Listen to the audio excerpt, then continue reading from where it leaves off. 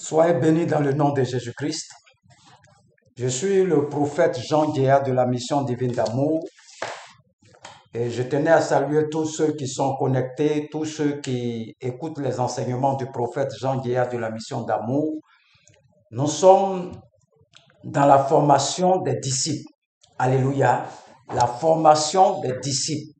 Parce que beaucoup de chrétiens se posent la question, nous avons la victoire à l'église et nous avons la défaite à la maison. Dans nos activités, dans tout ce que nous entreprenons, nous avons la défaite.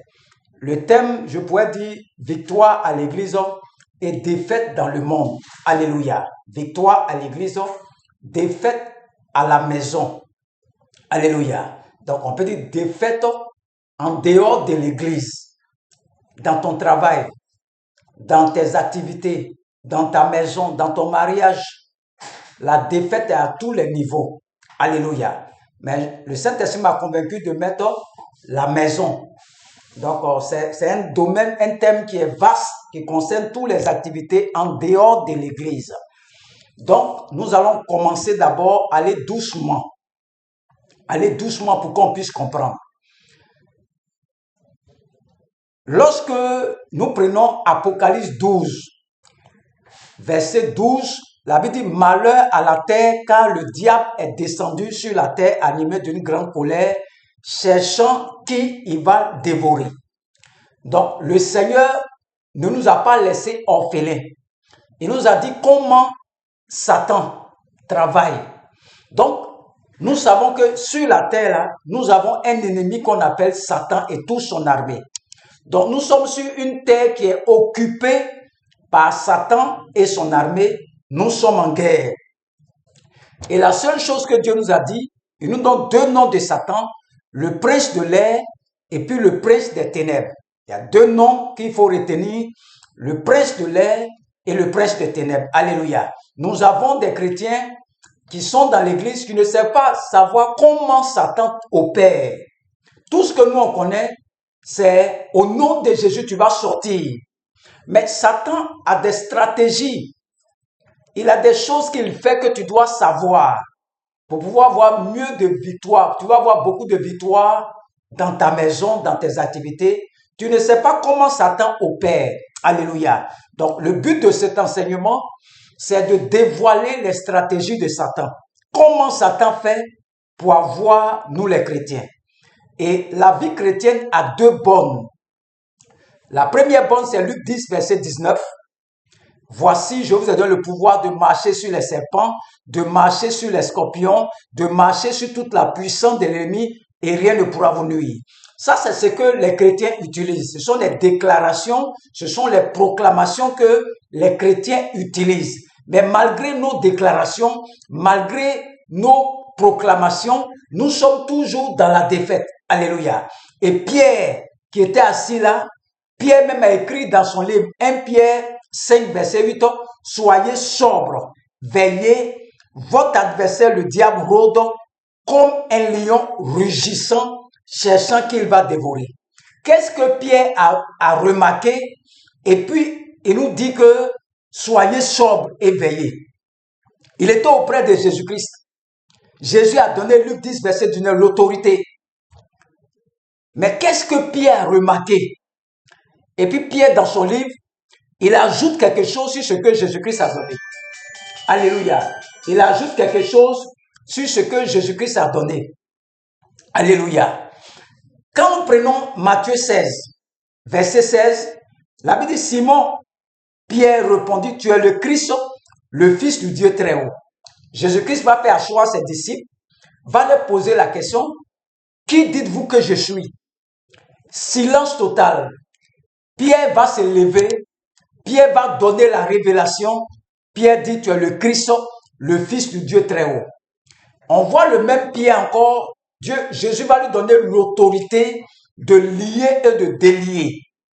Il lui donne les clés du royaume. Sur toi, je vais bâtir mon église. Mais nous voyons, lorsque nous poursuivons Matthieu 16, toujours à partir du verset 21, Jésus va annoncer sa mort, sa souffrance, sa mort et sa résurrection. à ses disciples. Et le même Pierre qui était en esprit, le même Pierre va prendre Jésus de côté dans la chair. Vous voyez la chair, quelqu'un qui est en esprit, il est connecté au grand Dieu, il redescend dans la chair. Ça, c'est le chrétien. Il est en esprit à l'église, il est dans la chair dans sa maison. Donc, Pierre maintenant dit à Jésus, non, il ne faut pas faire ça. Regardez la chair, le même Pierre, regardez comment il a changé. Et Jésus nous dit dans le verset 23, mais Jésus se retournant dit à Pierre, arrière de moi Satan, tu mets en scandale car tes pensées ne sont pas les pensées de Dieu, mais celles des hommes. Alléluia. Tes pensées ne sont pas les pensées de Dieu, mais celles des hommes. Alléluia. Il dit arrière, il voit Pierre. Il dit arrière de moi Satan. Donc l'une des armes que Satan utilise, ce sont les pensées. Donc un homme ne peut pas produire de pensée. Il ne peut pas produire de pensée. Un homme ne peut pas produire de pensée, ne peut pas produire des pensées. Les pensées, soit ça vient de Dieu, soit ça vient du diable. Donc quand quelqu'un assis comme ça dit, je suis en train de penser, la réponse qu'il va avoir là vient de Dieu ou ça vient du diable. Alléluia. Donc l'homme ne produit pas de pensée. L'homme ne peut pas produire des pensées. Il faut retenir ça aujourd'hui. Tout ce que tu vas prendre comme décision vient de Dieu ou vient de Satan. Il n'y a pas amusement dans ça là. Donc Satan sait que les chrétiens ont l'autorité. Mais les chrétiens ne connaissent pas Satan. Et Jésus-Christ a dit à Pierre, avant que le coq ne chante 3 fois, tu vas me renier. Pierre dit, moi, je ne peux jamais te renier. Tu m'as donné Luc 10, verset 19. Voici, je vous ai donné le pouvoir. Jésus lui dit encore, est-ce que tu connais comment ton adversaire opère? Il ne connaît pas comment Satan travaille. Et après, Pierre me va me dire, soyez sobre. Parce que j'ai remarqué que Satan me combat dans mes pensées. Veillez sur vos pensées. Tout ce que tu reçois comme pensée, il faut veiller dessus. Tu vas voir des gens qui disent que c'est Dieu qui fait que moi je ne mange pas. C'est Dieu qui m'a privé de mon concours. C'est Dieu qui m'a privé de mon mariage. On dit un Dieu qui est amour.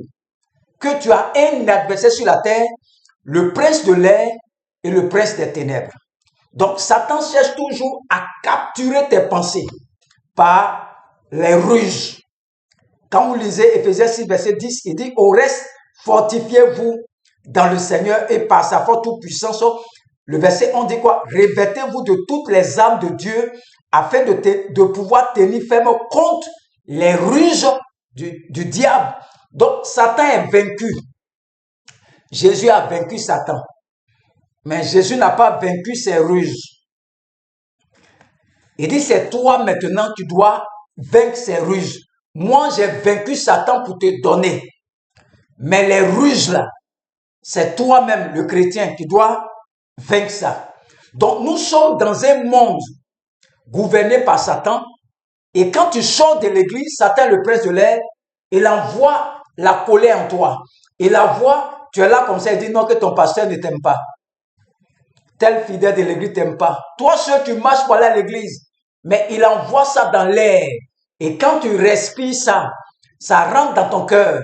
Voici la personne, tu causais avec lui. Il dit, il ne parle plus à toi. On ne sait pas qui lui a parlé. Donc, les pensées que tu vois là, Satan sait que tu as l'autorité, mais Satan va aller t'attaquer dans tes pensées. Donc, tu vas voir des prophètes. Il dit, pendant que je suis là, le Saint-Esprit me dit, si ce qu'il a reçu là ne vient pas de Dieu là, vous allez voir la vie de ce prophète là. Vous allez voir après, il souffre comme ça. Et on dit, mais toi tu prophétises, tu fais ça. Les prophéties qu'il donne là, soit ça vient de Dieu, soit ça vient de Satan. Il n'y a pas amusement là-bas. Si tu prends la prophétie de Satan